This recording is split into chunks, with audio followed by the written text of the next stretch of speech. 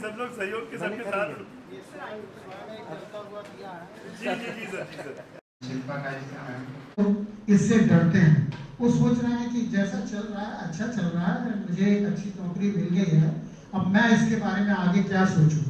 जो स्टेटस को बना के चलते हैं, जो एज इट इज वातावरण जैसा चल रहा है चलने दो, जिन लोगों के अंदर कुछ कर गुजरने की क्षमता होती है वो इससे थोड़ा अलग सोचते हैं।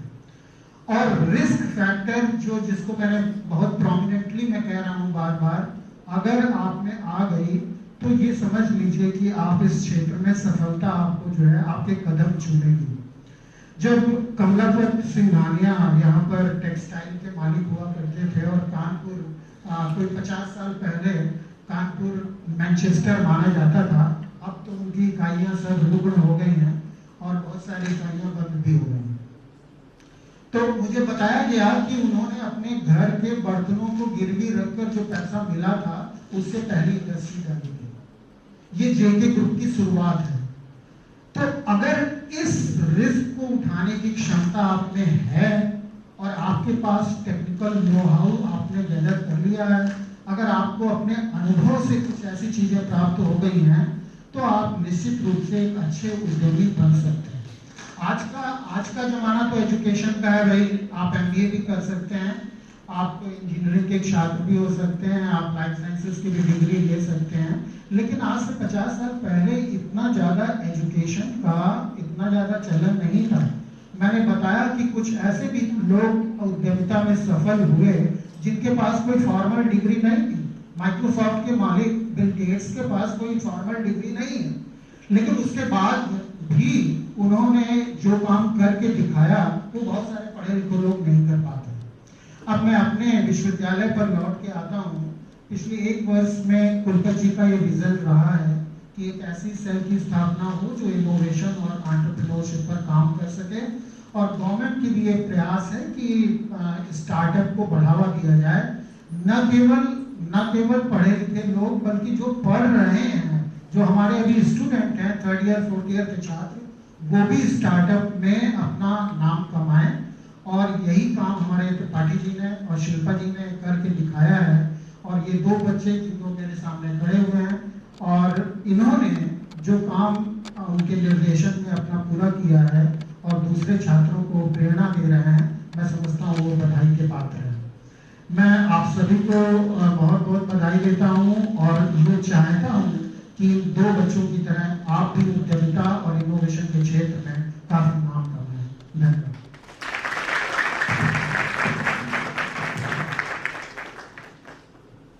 धन्यवाद सर। अब मैं assistant commissioner mister SP Yadav sir को संबोधन हेतु मंच पर आमंत्रित करना चाहती हूँ।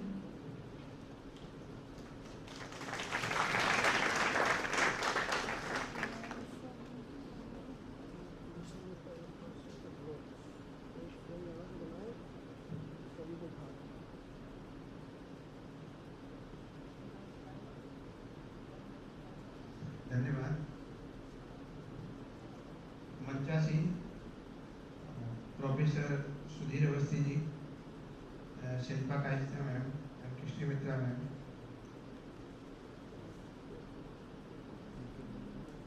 और ये दोनों बच्चे आदर्श प्रकाश श्रीवास्तव, रितिका राय और अनिल त्रिपाठी जी और मेरे प्यारे बच्चों, सबसे पहले तो मेरी तरफ से इन दोनों बच्चों के लिए बहुत बहुत बधाई, क्योंकि ये जो स्टार्टअप हम सुना करते थे या आप लोग सुना करते थे, कभी हम नॉर्थ इंडिया में नहीं सुनते थे। हम सुनते थे हमेशा बेंगलोर में, चेन्नई में, फिर धीरे धीरे जब ये डेवलपमेंट हुआ तो कानपुर आईआईटी का नाम सुनने लगे, इस तरह के क्षेत्र में नाम सुनते थे, यहाँ कभी नाम सुनने को नहीं मिलता था। तो जो अनिल त्रिपाठी जी की जो भी मेहनत है, इन दोनों बच्चों की जो मेहनत है, उनको मेरा बहुत बहुत साधुवाद। बात स्टार्टअप की करें तो इन लोगों से सीखने की जरूरत है। हम लोग तो जितना जानते हैं, जो विभाग की पॉलिसी है, हम क्या बढ़ावा दे सकते हैं वो बता सकते हैं, लेकिन जो एक तरह से प्रैक्टिकल हो गया, अब आगे उस चेन को आगे बढ़ाना है। तो आप लोगों को भी स्टार्टअप में जितना इंटरेस्ट है वो इस टीम के माध्यम से, हमारे माध्यम से, हमारे ऑफिस के सहयोग से या IIT के इंक्यूबेटर सेंटर की बात करोगे तो वहाँ भी हमें जो हेल्प लेनी चाहिए वो हम आपको दिलवा देंगे। दूसरा, विभाग में बहुत कुछ सरकार पहले से कर रही है हमारे विभाग के माध्यम से, लेकिन वो आप लोगों तक जानकारी में इसलिए नहीं होता कि आप अभी सब लोग पढ़ रहे हैं, उस पर उधर ध्यान नहीं जाता। इसको जो बड़े बड़े इंडस्ट्री वाले हैं वो उन चीज़ों को जानते हैं। जैसे कोई भी इंडस्ट्री लगाने के लिए, चाहे वो सर्विस क्लास की हो चाहे मैन्युफैक्चरिंग की हो, आपको कोई सर्विस क्लास के लिए आपको एक ऑफिस चाहिए होती है, मैन्युफैक्चरिंग के लिए कोई इंडस्ट्री के लिए लैंड चाहिए होती है स्टार्टिंग में ही। तो पहले का ज़माना ऐसा था कि हाथ से फॉर्म भरा जाता था, फिर वो एक ऑफिस से दूसरी ऑफिस में मार्क होता था, जाता था। अब ऐसा नहीं है, अब हर चीज़ ऑनलाइन है। और वो आप लोग जब इंजीनियरिंग के स्टूडेंट हो तो आप बेहतर समझते हो कि ऑनलाइन में आपको सिर्फ अप्लाई करना है, अपना रिक्वायरमेंट दिखानी है, आपको अपना प्रोजेक्ट बनाना है। अब बात प्रोजेक्ट बनाने की जाती है तो वहाँ पर आपकी नॉलेज की ज़रूरत होती है। एक प्रोजेक्ट आप रिपोर्ट बना लेते हो किसी CA से, और CA ने आपको प्रोजेक्ट रिपोर्ट बना के दे दी, आप उसको लेकर के कहीं गए, आपने थोड़ा बहुत पढ़ा और चले गए, तो मेनली मान लो फाइनेंस के लिए बैंक ही चले गए आप, तो बैंक वाला जब आपसे पूछता है तो आप उसके बारे में नहीं बता पाते, आप अपनी एजुकेशन बता पाते हो, अपना फैमिली बैकग्राउंड बता पाते हो, लेकिन जिस प्रोजेक्ट पे आपको काम करना है उसके बारे में आप बिल्कुल नहीं बता पाते या थोड़ा बता पाते हो, तो बैंक वहाँ सेटिस्फाई आपसे नहीं होता है। अगर उसी प्रोजेक्ट रिपोर्ट को आप लोग पढ़े लिखे हो, गूगल पे 10 प्रोजेक्ट रिपोर्ट सर्च कर लोगे, उसके बाद बनाओगे और ये जानोगे कि इसमें हमें क्या रॉ मटेरियल है, कहाँ मार्केट है, और ये सारी बातें बाद में फाइनल जो भी आपका जो प्रॉफिट निकलेगा गैस करके अगर ये बैंक वाले को बताओगे तो बैंक वाला आपसे फर्स्ट बार में इम्प्रेस हो जाएगा और आपकी जो रिक्वायरमेंट होगी वो पूरी कर देगा। ये मैं सिर्फ इसलिए कह रहा हूँ आपको कि आपको जो भी काम करना है उसके लिए आपको अपनी पहले नॉलेज बढ़ाइए, जितना उस फील्ड के बारे में सर्च कर सकते हो करिए, हमसे मिलके करिए, बाकी जो आपकी यहाँ टीम है उनसे मिलके करिए, उसको सीखिए, उसके बाद अपने प्रोजेक्ट पर ध्यान दीजिए। अब मैं कुछ सरकार की योजनाएं थोड़ी सी आपको बता देता हूँ ताकि थोड़ा आपके अंदर मोटिवेशन जागे के, क्योंकि सब लोगों को आज की डेट में नौकरी मिलना टफ है, mainly government job, private job भी कम मिलेगा। जब आप लोग अपना कोई उद्योग धंधा चलाओगे तो आप लोग नौकरी देने वाले बनो, ये तो माननीय प्रधानमंत्री जी की भी इच्छा है। तो उसी के क्रम में मैं आपको बताता हूँ, मान लीजिए आप में से कोई भी व्यक्ति एक सिंपल कोई उद्योग लगाना चाहता है, सभी लोग 40 साल से छोटे हैं, इसलिए मैं स्टेट गवर्नमेंट की पॉलिसी नियम बता रहा हूँ। तो एक हमारे यहाँ स्कीम चलती है मुख्यमंत्री युवा स्वरोजगार योजना, युवा का मतलब 40 साल से छोटे हैं, उनके लिए उस स्कीम में आप जो हमारे विभाग की वेबसाइट है DIUPMSME, मैं बता दूंगा बाद में या त्रिपाठी जी को नोट करवा दूंगा, तो आप सब लोग नोट कर लेना।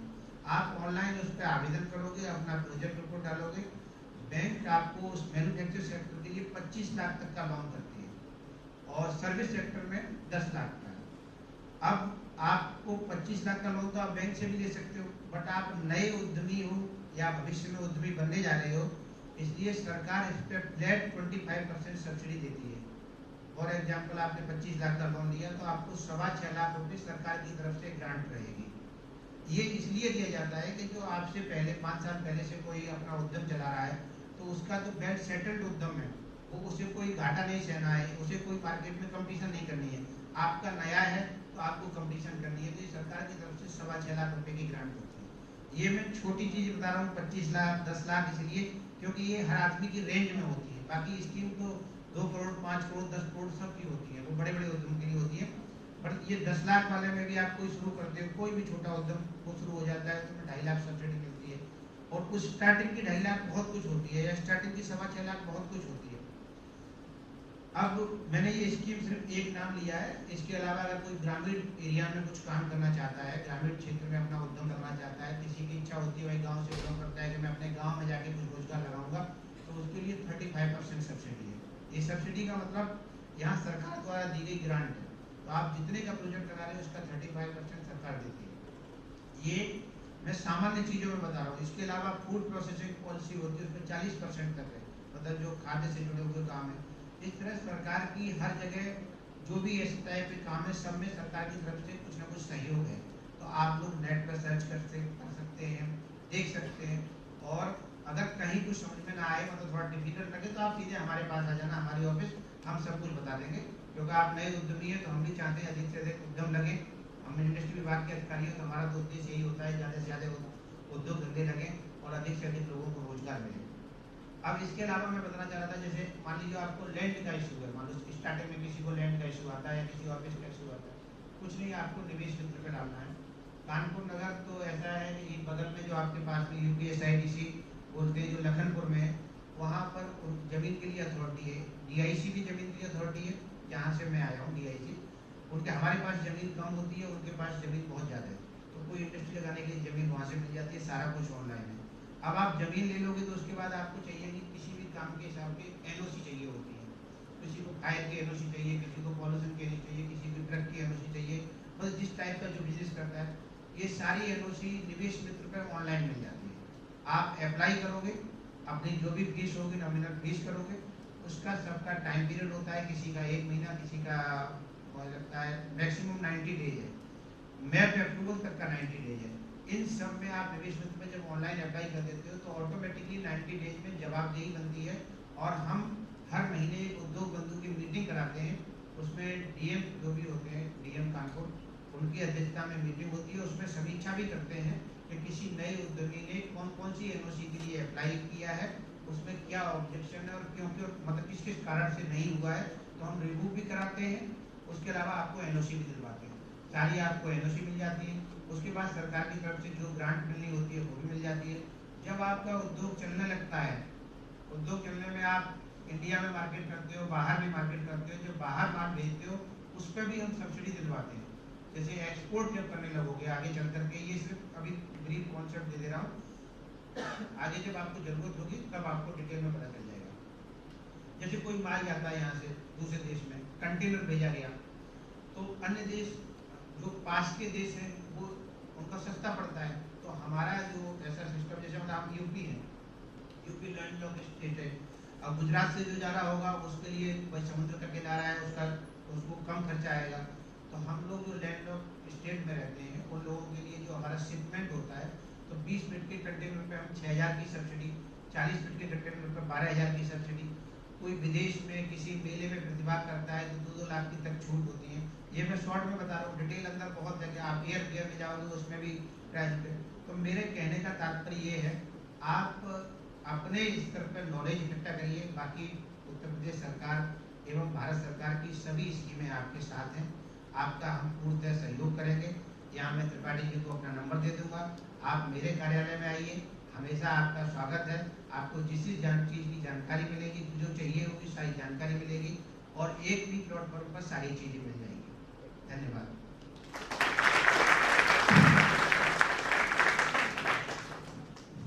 धन्यवाद सर आपका, आपने अपना कीमती समय निकालकर इतनी सारी जानकारी दी। अब मैं UIT की डायरेक्टर डॉक्टर बृष्टि मित्रा मैम को संबोधन हेतु बुलाना चाहती हूँ।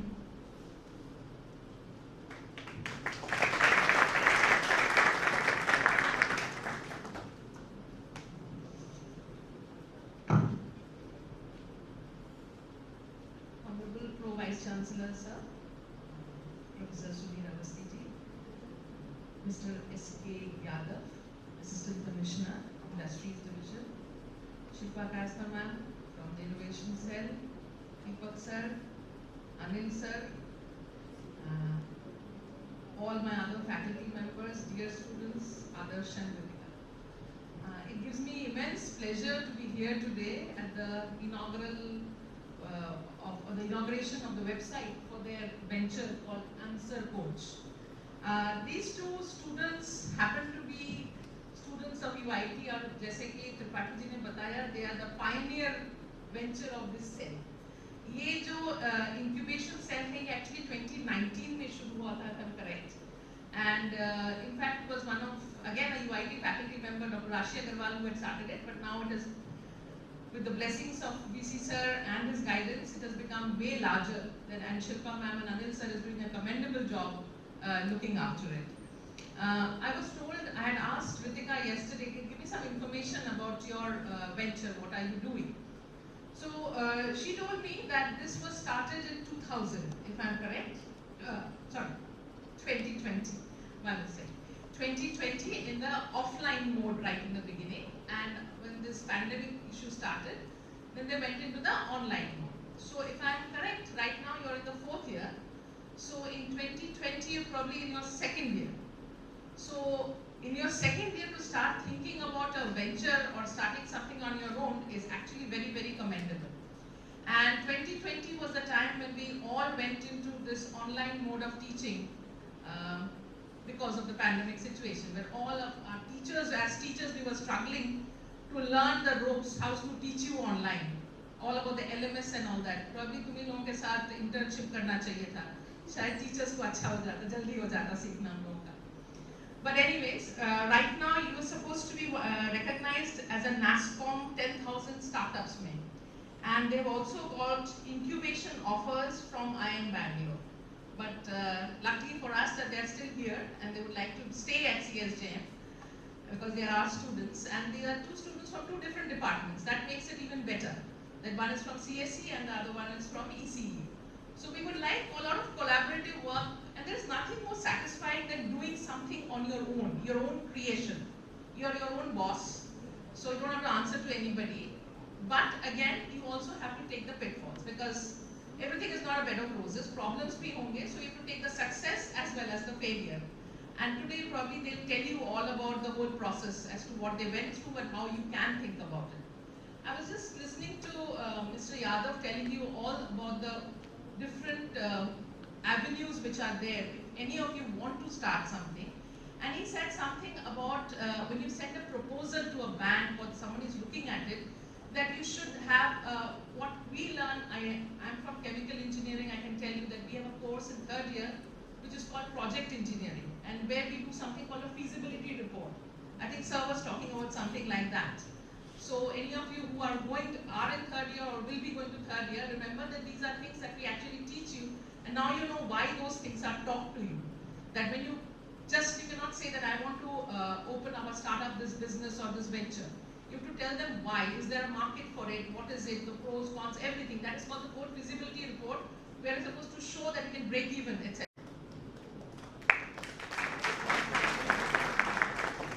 Honorable Pro Vice Chancellor, Sir, Professor Sandeep Kumar Awasthi ji, our chief guest for today, Mr. Yadav ji, Assistant Commissioner, Department of Industries, Dr. Brishti Mitra, Director, School of Engineering, Dr. Deepak Verma, Head CSE,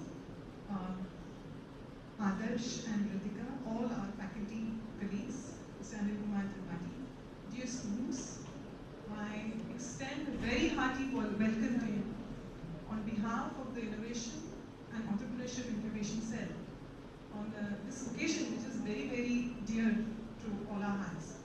Our Honorable Vice Chancellor, Sir, Professor Vinay Kumar Patil ji, उनके vision से हमने ये cell में काम करना शुरू किया. मैं आपको बता दूं कि हमारी यूनिवर्सिटी काफ़ी टाइम, इनफैक्ट 2017 से स्टार्टअप पे काम कर रही थी. जो पहला स्टार्टअप पॉलिसी बनी थी उसमें मैं इन्वॉल्व थी. उसके बाद आपके इंजीनियरिंग इंस्टीट्यूट के डॉक्टर राशि अग्रवाल ने 2019 से काफ़ी सारा काम इस पे किया.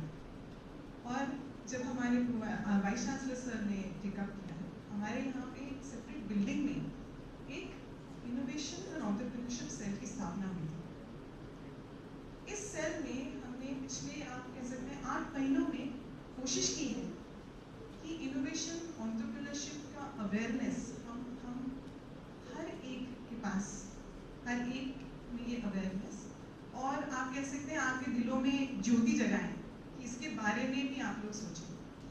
और मैं ये ज़रूर आप लोगों को बताना चाहूँगी कि आदर्श और रितिका, इनका बहुत साथ रहा है हमको इनोवेशन सेल में.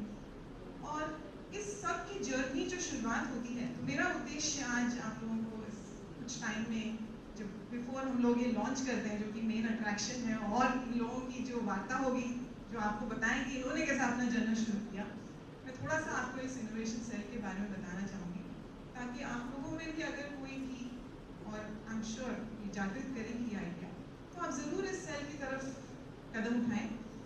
सेल अभी एक पुरानी कैंपस स्कूल हुआ करता था हमारा, थोड़ा सा अभी जिसका लोकेशन ऐसा है कि आपको ढूंढना पड़ेगा, लेकिन आई एम श्योर कि जहाँ पे चाह है वहाँ रहा है.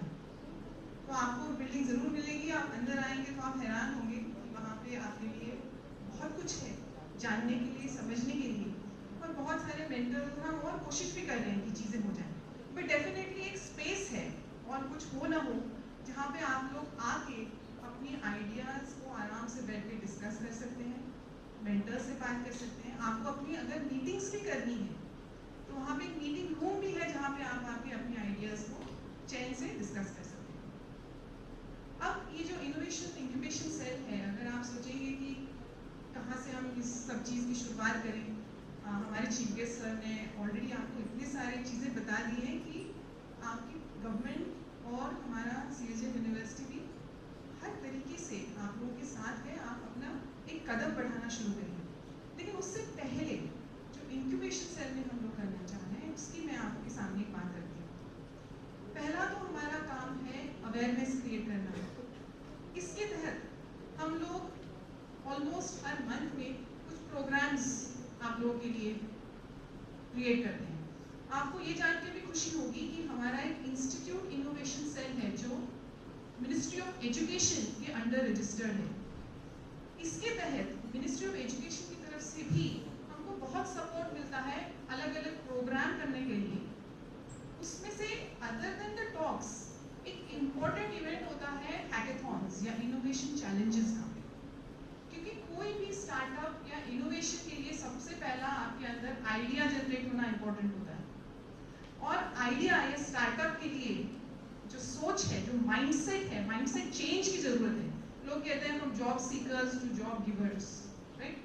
और thinking of how you will solve a problem. आप एक जॉब में इंट्राप्रेन्योर भी बन सकते हो, मतलब किसी कंपनी में जाके आप एक इनोवेटिव पर्सन हो सकते हो। आपका जो स्किल सेट है, स्किल सेट जब अगर आप डेवलप करोगे आपकी पढ़ाई के दौरान, आप चाहे इसको खुद का उद्यम बनाने में इस्तेमाल करना चाहें या पहले किसी इंडस्ट्री में या किसी इवन किसी रिसर्च इंस्टीट्यूट में जाके अगर आप एक्सपीरियंस गेन करके फिर अपना उद्यम बनाना चाहें, तो भी सबसे इम्पोर्टेंट होगा ये paradigm shift in the mindset. क्या चीज़ कि मुझे जो कागज दिया गया है मैं उस पर विश्वास करूं या आंखें खोल के इधर उधर देखूं कि मैं क्या कर रहा हूँ, इसमें क्या प्रॉब्लम्स हैं, क्या इसमें मैं कुछ नई चीज़ कंट्रीब्यूट कर सकता हूँ कि नहीं कर सकता। आते जाते रास्ते पे चीज़ों को देख के उसके बारे में प्रॉब्लम्स या इनोवेटिव सॉल्यूशंस सोचने के लिए ना आपको कोई पैसा पड़ता है, और ये सिर्फ आपका एक बेहतरीन सॉफ्ट स्किल डेवलप करता है, आपकी पर्सनालिटी को निखारता है, जो कि अगर आप जॉब इंटरव्यू में जाएंगे तब भी आपको मदद करेगा। इनोवेशन सेल की तरफ से जब हम कोई आइडिया चैलेंज, इनोवेशन चैलेंज या हैकेथॉन आपके सामने रखते हैं, हम बने बनाए प्रॉब्लम्स आपके सामने रखते हैं। हो सकता है ये प्रॉब्लम्स गवर्नमेंट ऑफ इंडिया ही दे रही हो, जो कि हमारे देश के लिए कुछ ट्रस्ट एरियाज है, या हो सकता है ये इंडस्ट्री से रिलेटेड प्रॉब्लम्स हो सकता है कोई केमिकल इंजीनियरिंग इंडस्ट्री ये प्रॉब्लम दे रही हो सकता है डिफेंस से रिलेटेड कोई प्रॉब्लम। आप जानते हैं कानपुर की ये तो मेन इंडस्ट्रीज हैं। क्या क्या इंडस्ट्रीज है? लेदर है, टेक्सटाइल्स है, हमारे यहाँ मसाले का भी बहुत काम होता है, डिफेंस का बहुत काम होता है। ये तो सिर्फ कानपुर के प्रोडक्ट्स की आइडियाज और प्रॉब्लम्स हैं। सो जब कोई इनोवेशन चैलेंज लॉन्च होता है, इवन एज पार्ट ऑफ जो भी आप अपने लिए इंटर्नशिप कर रहे हैं या कोई कोर्स का सर्टिफिकेट ले रहे हैं जो आप अपने रिज्यूमे को बढ़ाना चाह रहे हैं, अगर आप किसी इनोवेशन चैलेंज में पार्टिसिपेट करते हैं, उसका सर्टिफिकेट भी आज आपके हर तरीके से बहुत मायने रखता है। आदर्श और रितिका ने भी जो जो इनोवेशन चैलेंजेस या हैकेथॉन्स इनके पढ़ाई के वक्त यहाँ पे बताए गए थे या लॉन्च हुए थे, उसमें पार्टिसिपेट किया, और वहां से इनकी मुझे लगता है एक तरह से one part of their success journey began there. इन इनोवेशन चैलेंजेस में अपने आइडिया को प्रेजेंट करना ही अपने में बड़ी बात होती है सब लोगों के सामने। सोचिए, इसमें पर्सनालिटी डेवलपमेंट का पार्ट तो यही शुरू हो जाता है। तो मैं अपनी तरफ से इतना कह के जरूर अपने मेन इवेंट की तरफ ले जाना चाहूँगी कि आप लोग प्लीज़, हम लोग पूरे दिल से आपका वेलकम करते हैं। इनोवेशन सेल से जुड़िए और हम लोगों का साथ दीजिए, क्योंकि आप लोग सब जानते हैं जब सब मिलके काम करेंगे तभी हम इस सेल को और हमारी यूनिवर्सिटी में एक पैराडाइम शिफ्ट, एक कल्चर चेंज ला पाएंगे, और इससे हम सब में निखार आएंगे। So thank you so much, and again thank you to our chief guest honourable Pro Vice Chancellor for being part of this very grand successful event that innovation cell is doing in front of you. Thank you. Thank you, ma'am, for your kind words. Now, I would like to call Anil Tripathi sir for further program.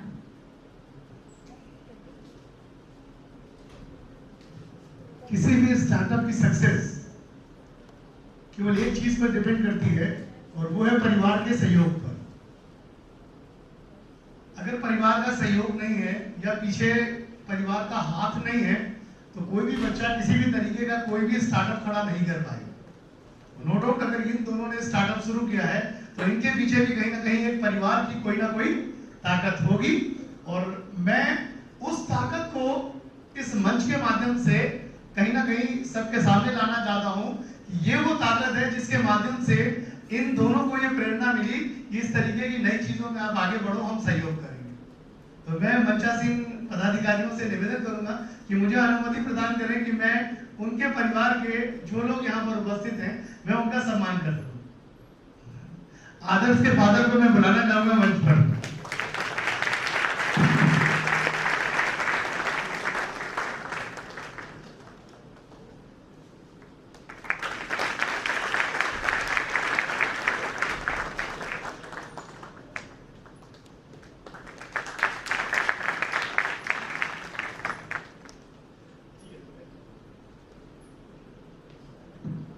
इसी कड़ी में रितिका की family से रितिका के brother यहाँ पर आए हैं, तो मैं रितिका के ब्रदर को आमंत्रित करूंगा मंच पर। और मैं प्रशांत सर से निवेदन करूंगा कि हमारी इनोवेशन सेल की तरफ से प्रशांत सर रितिका के ब्रदर का सम्मान करें।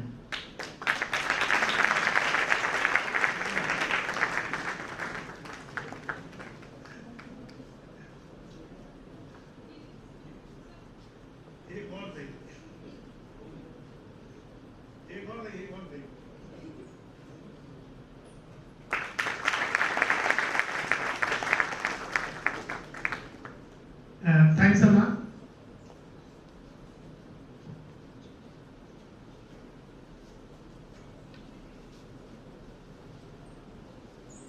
अब मैं आज के कार्यक्रम का जो मुख्य उद्देश्य है आंसर कोच की वेबसाइट का लॉन्च, उसके लिए Adarsh Prakash Srivastava, co founder answer coach, mister SP Yadav and pro vice chancellor sir professor SK Awasthi sir को आमंत्रित करती हूँ।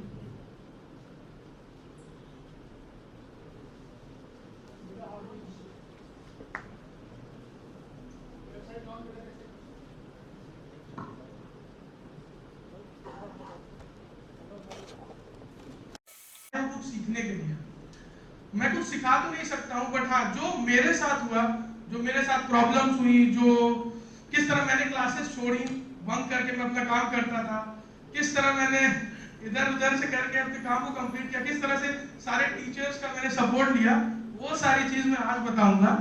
और कैसे मैंने एक्चुअली हम लोगों ने मिलके आंसर कोच को खड़ा किया और आज इतना बड़ा कर दिया है कि 5000 प्लस स्टूडेंट्स हमारे साथ पढ़ चुके हैं, 3000 प्लस स्टूडेंट्स हमारे साथ इंटर्नशिप्स कर चुके हैं और 1000 प्लस स्टूडेंट्स हमारे कम्युनिटीज में ऑलरेडी आ गए हैं। और ये स्टूडेंट्स सिर्फ सीएसजेएम या ऐसे कॉलेज से नहीं आ रहे हैं, बल्कि ये students IIT Kanpur, IIT Delhi, IIT Bombay, bits Pilani, NIT Trichy ऐसे बड़े कॉलेजेस से आ रहे हैं। जब मैंने भी आईआईटी जे का एग्जाम दिया था, आई होप सबने दिया होगा, तो यार निकला नहीं मेरा, है ना, तो दुख बहुत हुआ।